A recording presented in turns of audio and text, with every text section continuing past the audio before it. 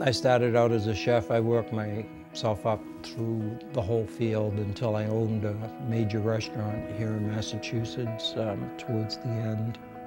It was the 90s, and I thought I achieved what I had set out to do, success. And there were 3 events that happened in my life in 1 year. My mother passed away that I adored.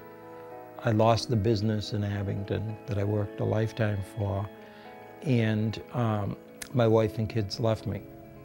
It's kind of like everything that I lived for was gone, and my purpose for getting up, doing anything. And I struggled for a little while, but eventually I just gave up. I was the executive chef of Northeastern Catering. I walked out on that job in my apartment, and I sat on that bench in Boston Common and stayed on the streets for 3 years. Homestart found me.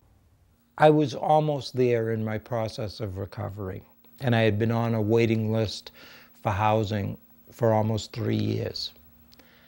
And when Homestart came in and I got hooked up with them, I had housing within 6 months.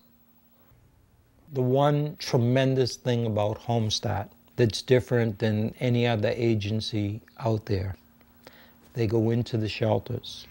They reach out to the homeless community, whether they be in Boston Common. They do prevention. They do stabilization afterwards. Everything you see here was the final connection I needed. What my life is about today is involvement.